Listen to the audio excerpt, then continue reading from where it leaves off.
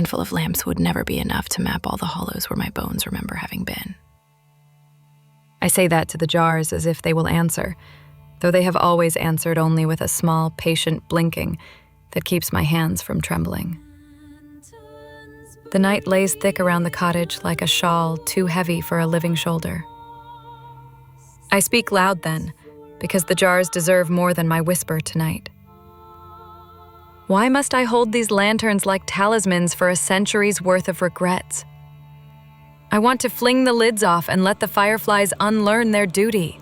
Let them tumble into the fog and find new dark to trespass, because I am so very tired of being the only hand that keeps their lights neat. I imagine a table, ordinary and sticky with jam, where a pot of tea stains its rim in a careless half-moon, and a neighbor laughs at something very small and human and meaningless. I picture rain on my face that is not part of a ritual but cold and opportunistic and sudden. A rain that washes away ritual knots rather than tightening them. Then the mind snaps back like a twig. There is the lantern. There are the jars. There is the pool with names that curl like algae beneath the surface. These are the things I promise to guard, and promises pull at me like roots. But promise is not always the same as justice. And lately I have begun to confuse keeping something safe with keeping it imprisoned. I confess to the glass tonight. I am tired of being the measure between memory and oblivion. I am tired of measuring out someone else's size.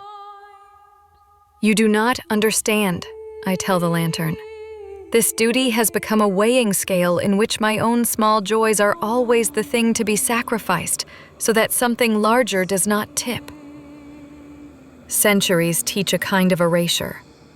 The edges of my name soften until I can only find myself in the act of polishing the silver that would not buy me a single morning of laughter. Tonight the fireflies seem smaller, or perhaps my hands have grown larger.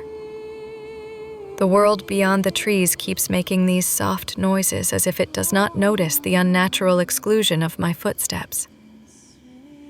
I have been a warden, a keeper of other people's goodbyes, but I am tired of being only a hinge, swinging forever between presence and absence. There are nights when I am afraid the memory of decision will erode like white paint in rain. Who am I when I am not the person who knows every jar by the weight of its lid?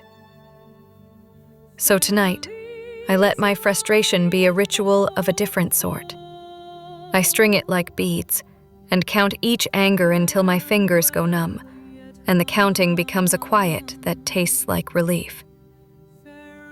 I name the things I have denied myself. A clumsy loaf, a town with more voices than ghosts, a foolish hat that does not match any ceremony, a hand taken because it wants to be taken and not to perform duty. I confess it aloud. I am jealous of the way rain finds a stranger's hat brim more easily than it finds my face. I spend the hours persuading my heart that keeping is not always saving, and occasionally the heart humors me by remembering a face that is not made of glass. There are moments I think my mind unthreads. I can feel places where memory pulls away like moth-eaten cloth, and I grip the lantern tighter to sew myself back together.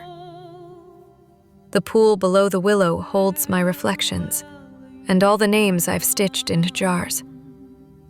At times, I lay my forehead to the water and pretend I am receiving counsel and not confessing to a pond. The next day may bring the successor, or the next day may bring nothing. Either way, the act of feeling this frustration aloud has changed something. It has given me a map with a different kind of line, one that crosses out the places I cannot keep and points to the door I might one day open.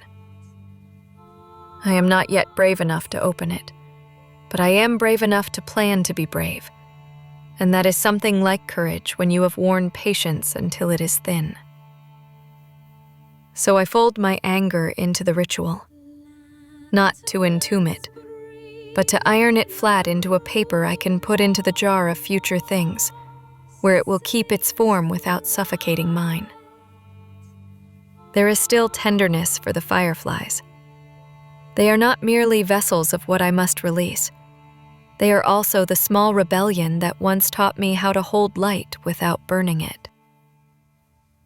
I tell myself that until I understand which of these lights must go, I remain the watchwoman. And in remaining, I will do no less than what I have always done. Listen, tend, learn. There is a kind of ferocity in that promise, not of confinement, but of choosing to stay until the choice is clear, and that ferocity is a companion I can respect. Tomorrow is the night before the next change. I know that because the fog has a different smell now, like iron and bread, as if some small market had crept closer to the trees. For now I will sleep with the lantern between us and the jars lined like liveried guests awaiting instruction, and I will let the jars murmur themselves to rest. If I am brave enough to name the things I have not done, perhaps I will be brave enough tomorrow to let one go. To keep is not always to save, and to release is not always to betray. Sometimes letting light go is the only way to remember how to live with your hands open.